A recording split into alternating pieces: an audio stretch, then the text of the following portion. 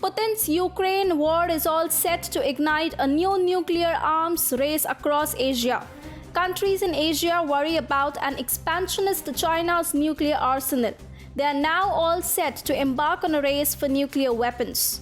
Hi and welcome to TFI Global, the foreign affairs and geopolitical analysis arm of TFI Media Group. I'm your host, Tejasvi Malhotra. Let's begin. For Ukraine, Putin's war carries a significant message. If you are fighting with nuclear power, you need nuclear weapons of your own. Ukraine had given up its nuclear arsenal in return for security assurances that weren't upheld. Once Russia made the threat of a nuclear war, it became clear that Kyiv was on its way. The US nuclear umbrella became meaningless. For Southeast Asia, India, Australia, and East Asia, it therefore becomes critical to counter China's nuclear hegemony. China had tested its first nuclear device in 1964.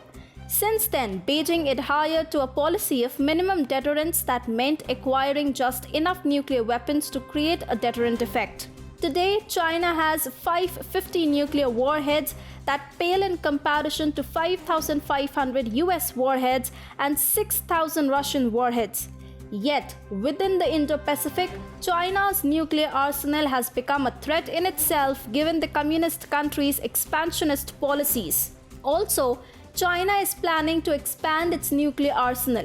According to the US Department of Defense, China wants to double its nuclear stockpile by 2027 and acquire 1,000 warheads by 2030.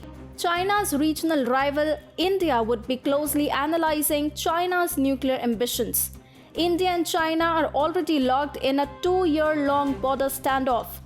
India's security experts perceive China as a major threat.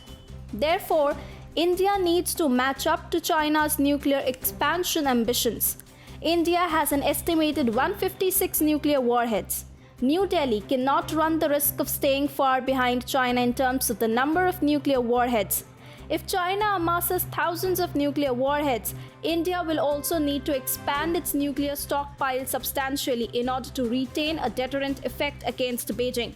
So a nuclear arms race between New Delhi and Beijing seems quite likely. If India expands its nuclear arsenal, India's western rival Pakistan too could start expanding its nuclear stockpile. So there is also the possibility of an Indo-Pakistan nuclear arms race. Meanwhile, both South Korea and Japan have indicated a desire to go nuclear.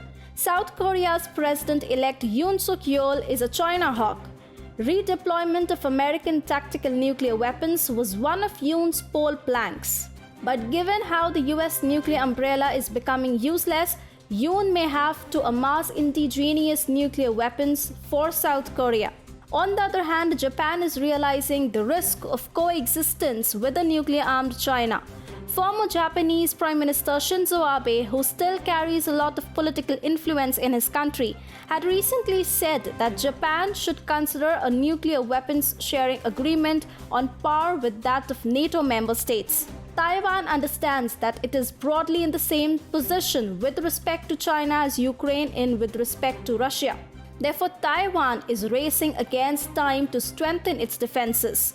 For Taiwan, a shortcut to independent existence would be to mass nuclear warheads.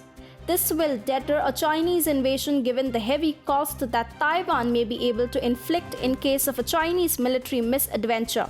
Down under, Australia is facing the China threat. Last year, the CCP-run Global Times stated, "Nuke sub deal could make Australia potential nuclear war target," in a reference to AUKUS deal. So it won't be far-fetched to say that Canberra too might have to consider the nuclear option to keep Beijing at bay. Meanwhile, Southeast Asian nations fear that China could be emboldened to push the envelope in the South China Sea.